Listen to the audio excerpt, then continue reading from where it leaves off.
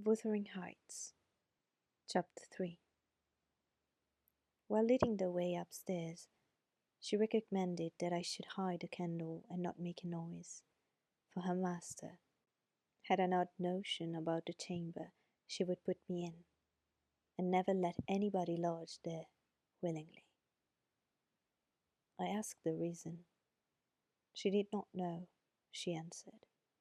She had only lived there a year or two, and they had so many queer going on, she could not begin to be curious. Too stupefied to be curious myself, I fastened my door and glanced round for the bed.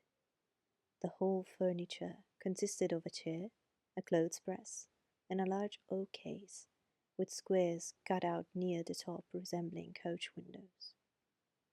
Having approached this structure, I looked inside and perceived it to be a singular sort of old-fashioned couch, very conveniently designed to obviate the necessity for every member of the family having a room to himself. In fact, it formed a little closet, and the ledge of a window, which it enclosed, served as a table. I slid back the panelled sides, got in with my light, pulled them together again, and felt secure against the vigilance of Heathcliff and everyone else. The ledge, where I placed my candle, had a few mildewed books piled up in one corner, and it was covered with writing scratched on the paint. This writing, however, was nothing but a name repeated in all kinds of characters, large and small. Catherine Earnshaw, here and there varied to Catherine Heathcliff, and then again to Catherine Linton. In babbitt listlessness, I leaned my head against the windows and continued spelling over Catherine Earnshaw, Heathcliff, Linton, till my eyes closed. But they had not rested 5 minutes when a glare of white letters started from the dark, as vivid as spectres. The air swarmed with Catherines, and rousing myself to dispel the obtrusive name, I discovered my candlewick reclining on one of the antique volumes, and perfuming the place with another of roasted calfskin. I snuffed it off, and very ill at ease under the influence of cold and lingering nausea, sat up and spread open the injured tome on my knee. It was a testament, in lean type, and smelling dreadfully musty. A fly-leaf bore the inscription, Catherine Earnshaw, her book, and a date, some quarter of a century back. I shut it, and took up another and another, till I had examined all. Catherine's library was select, and its state of dilapidation proved it to have been well used, though not altogether for a legitimate purpose. Scarcely one chapter had escaped, a pen and ink commentary, at least the appearance of one, covering every morsel of blank that the printer had left. Some were detached sentences, other parts took the form of a regular diary, scrawled in an unformed, childish hand.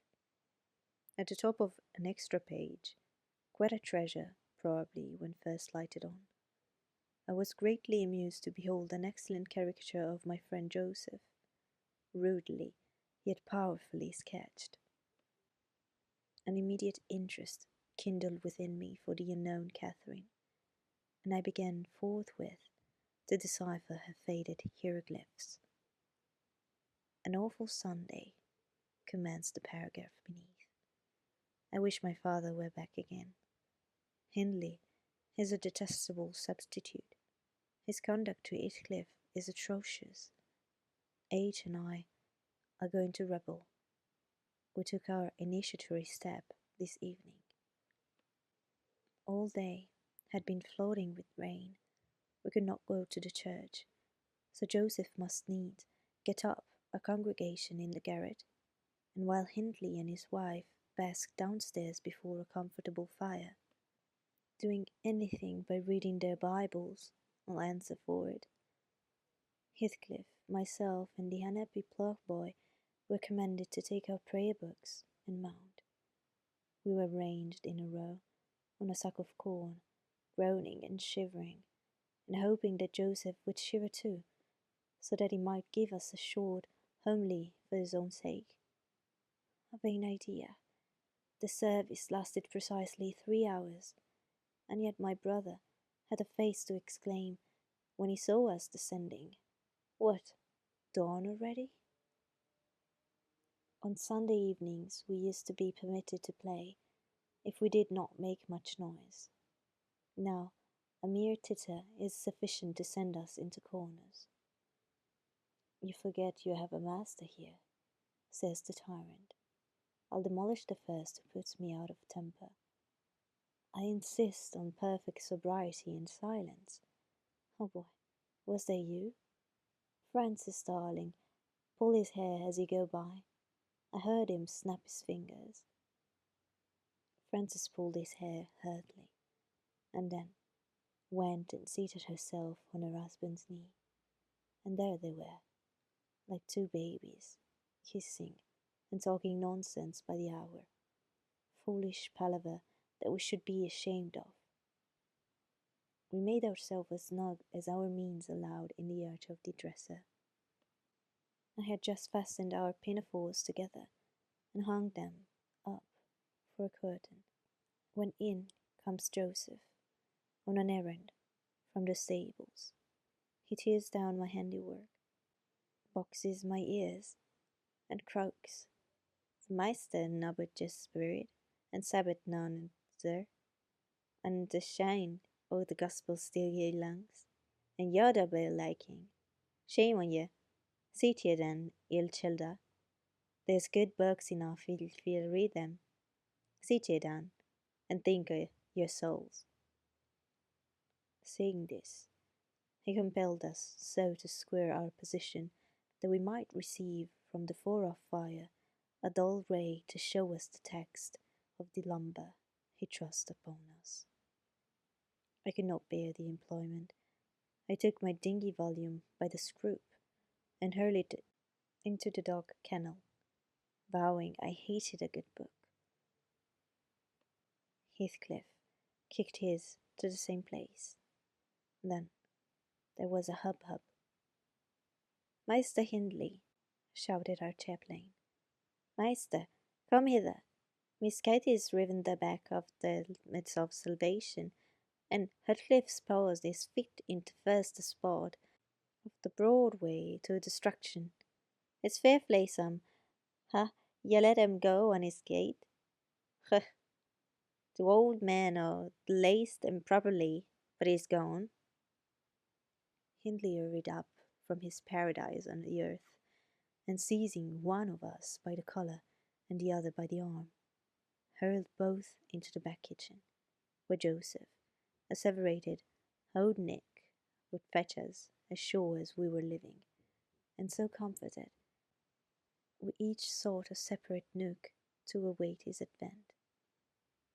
I reached this book and a pot of ink from a shelf, and pushed the house door ajar to give me light, and I have got the time on with writing for 20 minutes.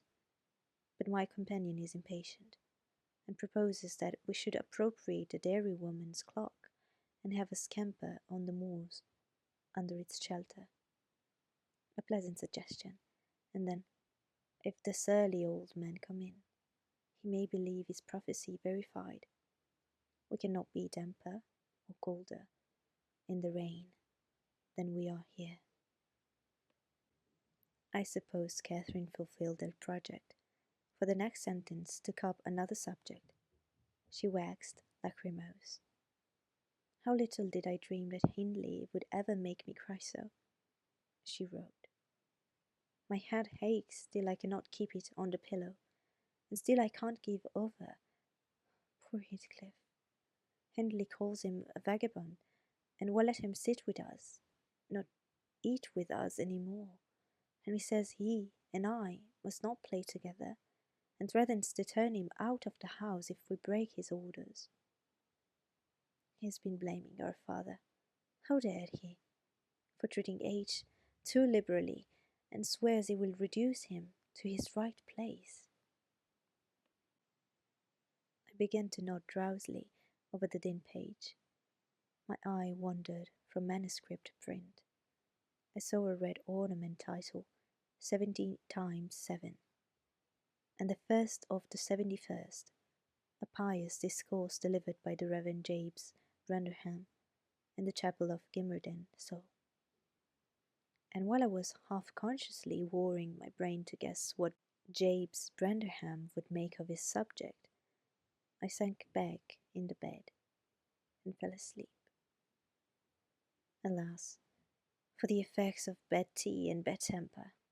What else could it be that made me pass such a terrible night? I don't remember another that I can at all compare with it, since I was capable of suffering. I began to dream almost before I ceased to be sensible of my locality. I thought it was morning, and I set out on my way home with Joseph for a guide. The snow lay yards deep in our road, and as we floundered on, my companion wearied me with constant reproaches that I had not brought a pilgrim's staff, telling me that I could never get into the house without one, and boastfully flourishing a heavy-headed cudgel, which I understood to be so denominated. For a moment, I considered it absurd that I should need such a weapon to gain admittance into my own residence. Then a new idea flashed across me. I was not going there. We were journeying to hear the famous James Branderham preach from the text 70 times 7. And either Joseph, the preacher, or I had committed the first of the 71st, and were to be publicly exposed and excommunicated. We came to the chapel. Have passed it really in my walks twice or thrice. It lays in a hollow between two hills, an elevated hollow near a swamp, whose peaty moisture is said to answer all the purposes of embalming on the few corpses deposited there. The roof has been kept old hitherto, but as the clergyman's stipend is only £20 per annum, and a house with 2 rooms, threatening speedily to determine into one, no clergyman will undertake the duties of pastor, especially as it is currently reported that his flock would rather let him starve than increase the living by 1 penny from their own pockets. However, in my dream, James had a full and attentive congregation, and he preached God good with a sermon, divided into 490 parts, each fully equal to an ordinary address from the pulpit, and each discussing a separate sin. Where he searched for them, I cannot tell. He had his private manner of interpreting the phrase, and it seemed necessary the brother should sin different sins on every occasion. They were of the most curious character, odd transgregations that I never imagined previously. Oh, how weary I grew! I were wreathed and yawned and nodded and revived. How I pinched and pricked myself, and rubbed my eyes, and stood up, and sat down again, and nudged Joseph to inform me if he would ever have done. I was condemned to hear all out. Finally, he reached the first of the 71st. At that crisis, a sudden inspiration descended on me. I was moved to rise and denounce James Branderham as the sinner of the sin that no Christian need pardon. Sir, I exclaimed, sitting here within these 4 walls at one stretch, I have endured and forgiven the 490 heads of your discourse. 70 times, 7 times, have I plucked up my hat and been about to depart. 70 times, 7 times, have you preposterously forced me to resume my seat. The 491st is too much. Fellow martyrs, have at him.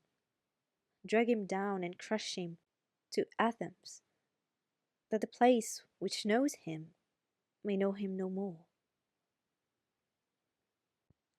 Thou art the man, cried Jabes, after a solemn pause, leaning over his cushion. 70 times 7 times didst thou, gabbling, contort thy visage. 70 times 7 did I take counsel with my soul. This is human weakness. This also may be absolved. The first of the 71st is come. Brethren, execute upon him the judgment written. Such honour have all his saints. With that concluding word, the whole assembly, exalting their pilgrim staves, rushed round me in a body, and I, having no weapon to raise in self-defence, commenced grapplingly with Joseph, my nearest and most ferocious assailant, for his. In the confluence of the multitude, several clubs crossed, blows, aimed at me, fell on other sconces. Presently, the whole chapel resounded with rappings and counter-rappings. Every man's hand was against his neighbour, and Branderham, unwillingly to remain idle, poured forth his zeal in a shower of loud taps on the boards of the pulpit, which responded so smartly that at last, to my unspeakable relief, they woke me. And what was it that had suggested the tremendous tumult? What had played Jabe's part in the row? Merely the branch of a fir tree that touched my lattice as the blast wailed by, and rattled its dry cones against the panes. I listened doubtingly an instant, detected the disturber, then turned and dozed, and dreamt again, if possible, still more disagreeably than before. This time I remembered I was lying in the oak closet, and I heard distinctly the gusty wind and the driving of the snow. I heard also the fir bough repeat its teasing sound, and ascribed it to the right cause, but it annoyed me so much that I resolved to silence it, if possible, and I thought I rose and endeavoured to unhasp the casement. The hook was soldered into the stable, a circumstance observed by me when awake, but forgotten. I must stop it, nevertheless, I muttered, knocking my knuckles through the glass, and stretching an arm out to seize the importunate branch, instead of which my fingers closed on the fingers of a little ice-cold hand. The intense horror of nightmare came over me. I tried to draw back my arm, but the hand clung to it, and a most melancholy voice sobbed, "Let me in! Let me in!" "Who are you?" I asked, struggling meanwhile to disengage myself. "Catherine Linton," it replied shiveringly. Why did I think of Linton? I'd read Earnshaw 20 times for Linton. "I'm come home. I'd lost my way on the moor." As it spoke, I discerned, obscurely, a child's face looking through the window. Terror made me cruel, and finding it useless to attempt shaking the creature off, I pulled its wrist onto the broken pane, and rubbed it to and fro till the blood ran down and soaked the bedclothes. Still it wailed, "Let me in," and maintained its tenacious gripe, almost maddening me with fear. "How can I said at length. "Let me go, if you want me to let you in." The fingers relaxed. I snatched mine through the hole, hurriedly piled the books up in a pyramid against it, and stopped my ears to exclude the lamentable prayer. I seemed to keep them closed above a quarter of an hour, yet the instant I listened again, there was the doleful cry moaning on. "Be gone!" I shouted. "I'll never let you in, not if you beg for 20 years. "It is 20 years, mourned a voice. 20 years. I've been away for 20 years. The rat began a feeble scratching outside, and the pile of books moved as if thrust forwards. I tried to jump up, but could not stir a limb, and so yelled aloud in a frenzy of fright. To my confusion, I discovered the yell was not ideal. Hasty footsteps approached my chamber door. Somebody pushed it open with a vigorous hand, and a light glimmered through the squares at the top of the bed. I sat shuddering yet, and wiping the perspiration from my forehead. The intruder appeared to hesitate, and muttered to himself. At last, he said in a half-whisper, plainly not expecting an answer, "Is anyone there?" I considered it best to confess my presence, for I knew Heathcliff's accents, and feared he might search further if I kept quiet. With this intention, I turned and opened the panels. I should not soon forget the effect my action produced. Heathcliff stood near the entrance, in his shirt and trousers, with a candle dripping over his fingers, and his face as white as the wall behind him. The first creak of the oak startled him like an electric shock. The light leapt from his hold to a distance of some feet, and his agitation was so extreme that he could hardly pick it up. "It is only your guest, sir," I called out, desirous to spare him the humiliation of exposing his cowardice further. I had the misfortune to scream in my sleep, owing to a frightful nightmare. "I'm sorry I disturbed you." "Oh, God confound you, Mr. Lockwood. I wish you were at the—" commenced my host, setting the candle on a chair, because he found it impossible to hold it steady. "And who showed you up to this room?" he continued, crushing his nails into his palms, and grinding his teeth to subdue the maxillary convulsions. "Who was it? I've got a good mind to turn them out of the house this moment." "It was your servant, Zillah," I replied, flinging myself onto the floor and rapidly resuming my garments. "I should not care if you did, Mr. Heathcliff. She richly deserves it.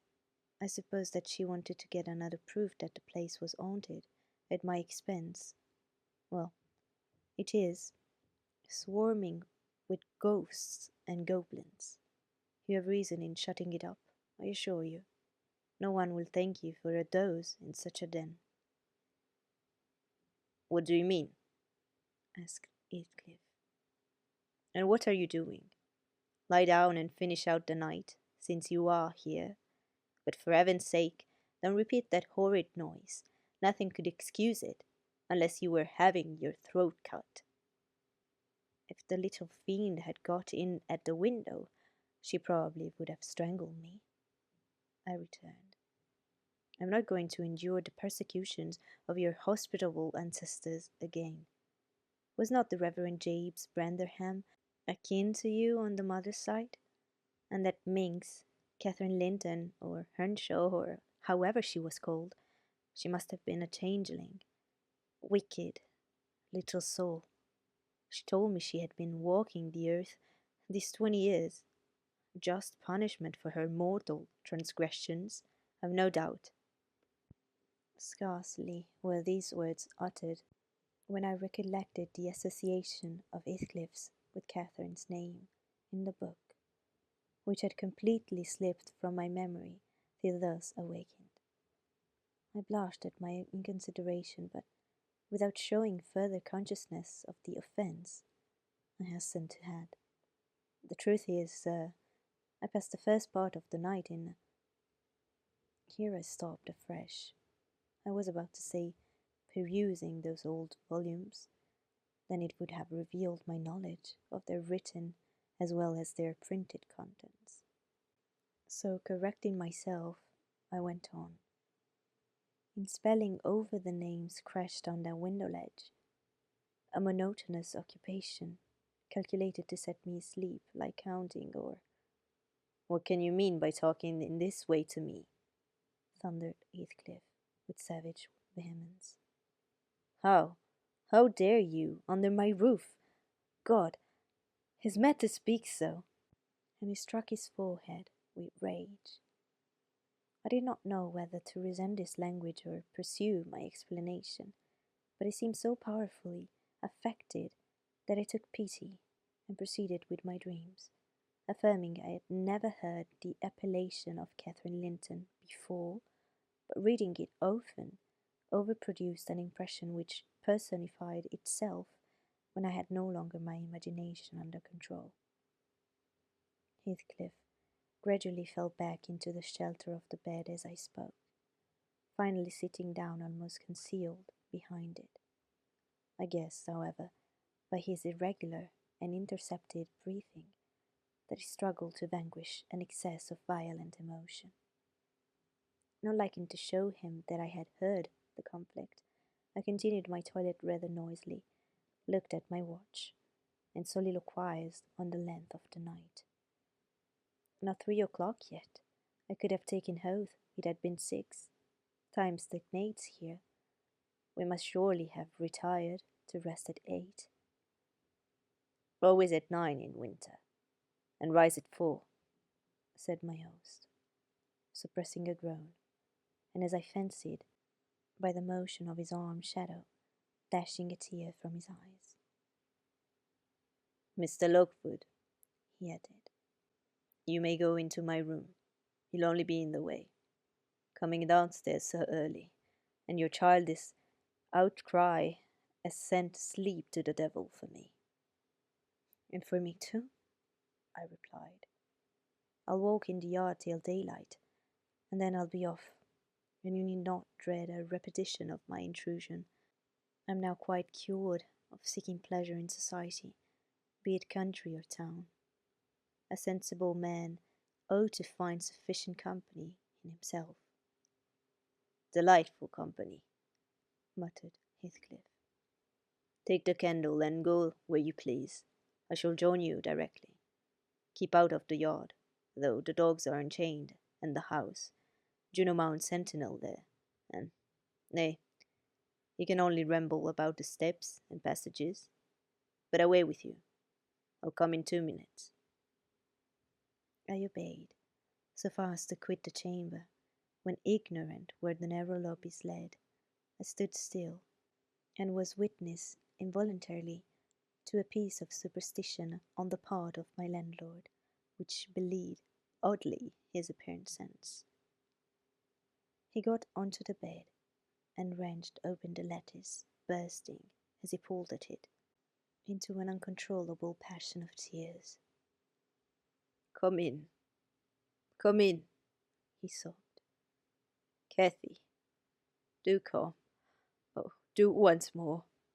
Oh, my heart's darling, hear me this time. Catherine, at last. The spectre showed a spectre's ordinary caprice.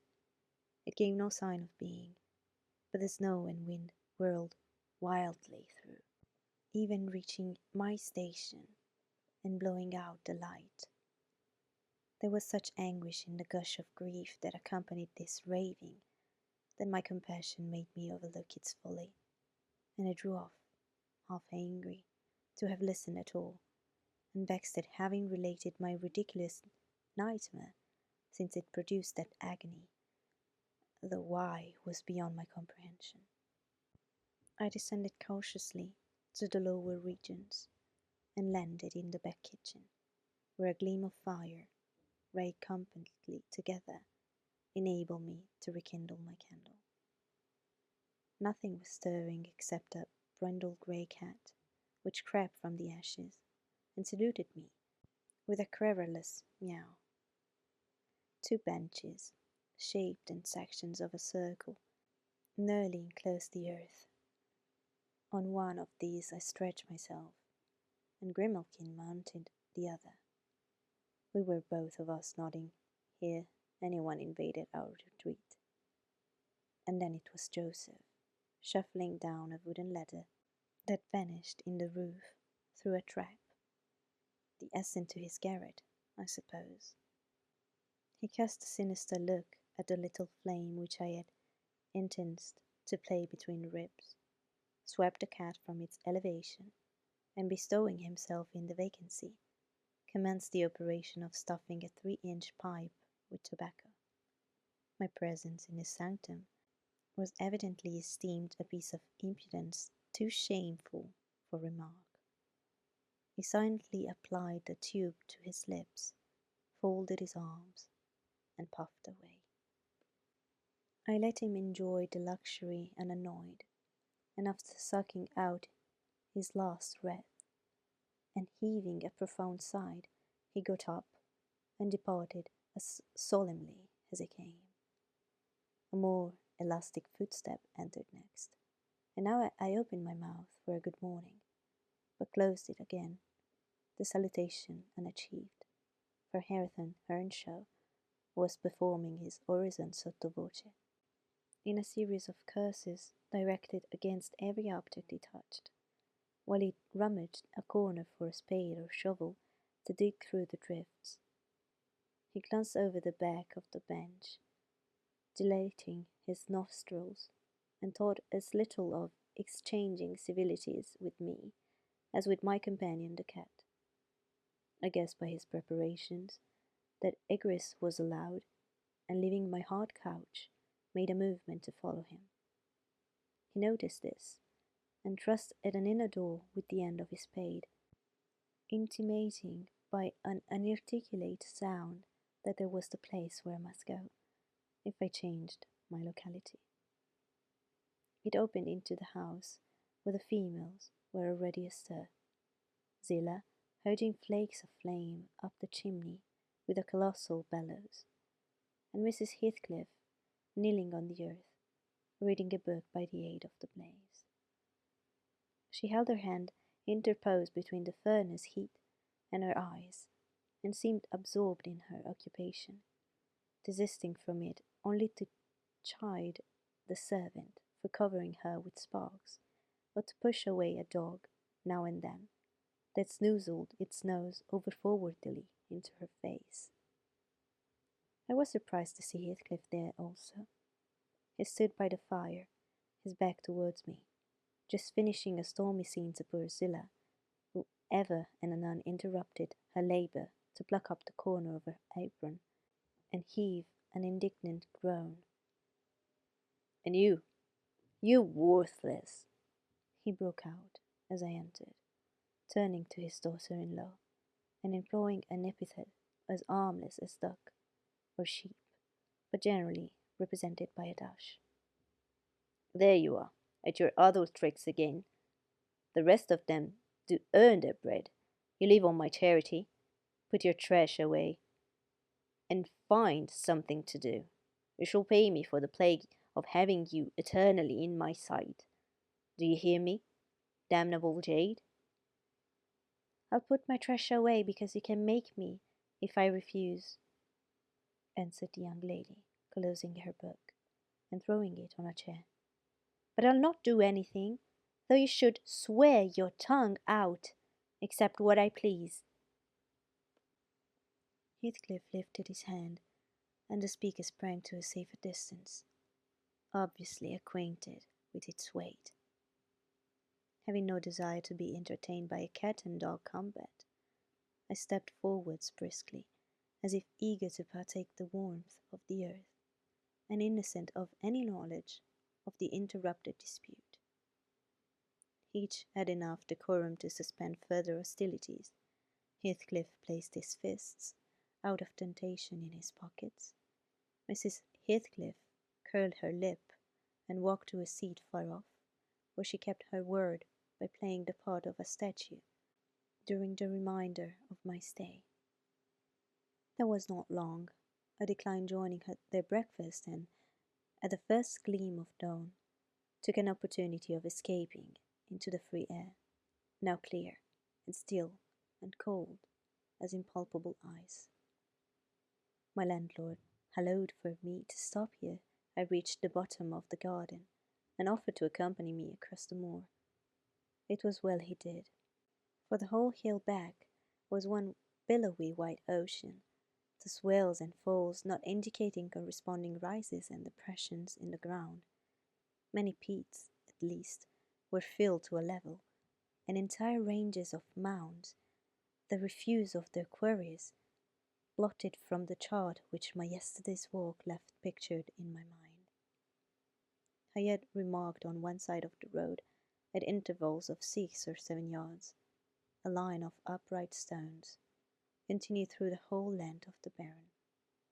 These were erected and daubed with lime on purpose to serve as guides in the dark, and also when a fall like the present confounded the deep swamps on either hand with a firmer path, but excepting a dirty dot pointing up here and there, all traces of their existence had vanished, and my companion found it necessary to warn me frequently to steer to the right or left, when I imagined I was following correctly the windings of the road.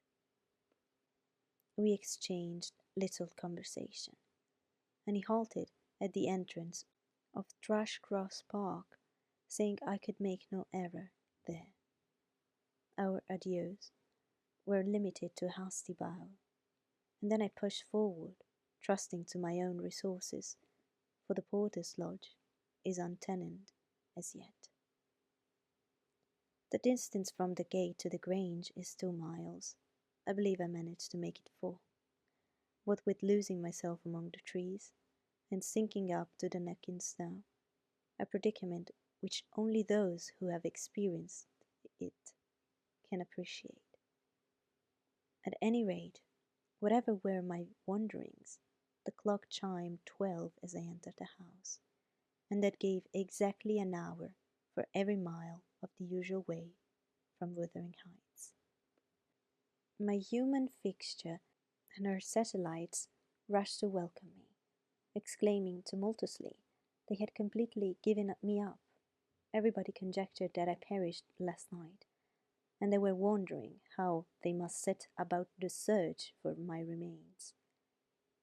I bid them be quiet, now that they saw me return, and benumbed to my very heart, I dragged upstairs, whence, after putting on dry clothes and pacing through and fro 30 or 40 minutes to restore the animal heat, I adjourned to my study, feeble as a kitten, almost too much so to enjoy the cheerful fire and smoking coffee which the servant had prepared for my refreshment.